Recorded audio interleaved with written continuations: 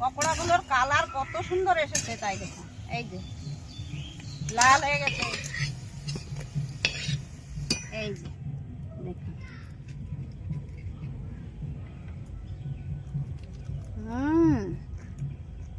উপরে একদম মুচমুচে আর ভিতরটায় একটু নরম, দারুণ হয়েছে খেতে।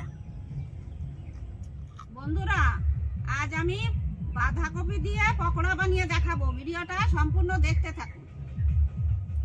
পেঁয়াজটা কুচি করে নেব।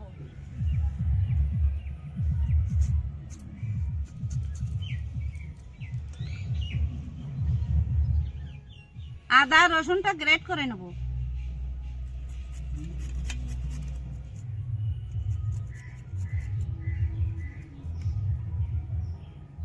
পাতাকপিটা কেটে নেব।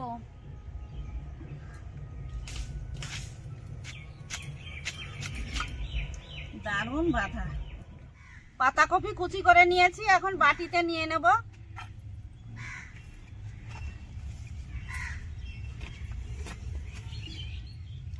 স্বাদ মতো লবণ, অল্প হলুদ গুঁড়ো, অল্প করে একটু লঙ্কার গুঁড়ো দিয়ে দেবো, আদা গ্রেট করা, রসুন গ্রেট করা আর লঙ্কা কুচি,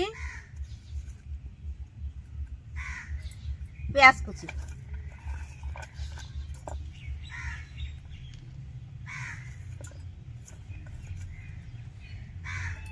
সবকিছু দিয়ে ভালো করে মিশিয়ে নেব।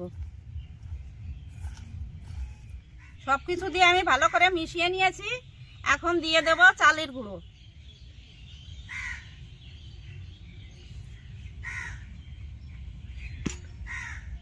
আর বেসন।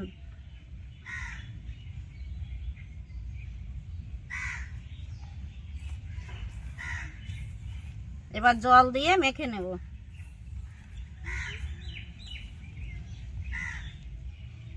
অল্প অল্প দেব আর মাখবো।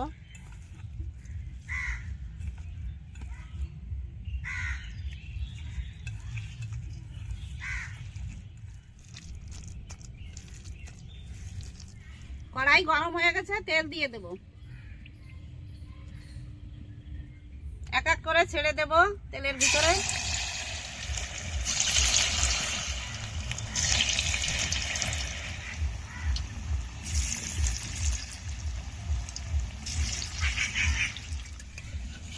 উল্টে দেব।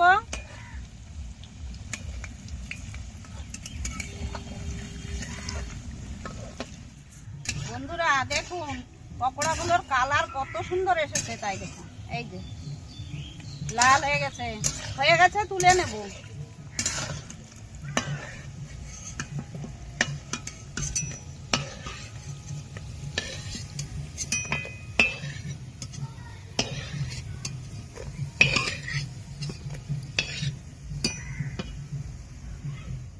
বন্ধুরা, পকোড়াগুলো দেখেন কত সুন্দর কালার হয়েছে, উপরে মুচমুচে আর ভিতরে নরম।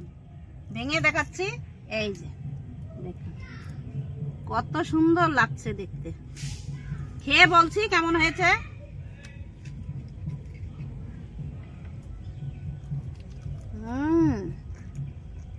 উপরে একদম মুচমুচে আর ভিতরটায় একটু নরম, দারুণ হয়েছে খেতে।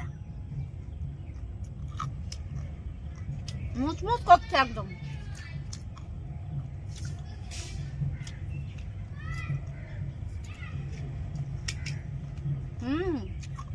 শব্দ হচ্ছে কিন্তু খুব দারুণ হয়েছে। আপনারাও বাড়িতে একবার বানিয়ে খাবেন, দেখবেন কত সুন্দর লাগে।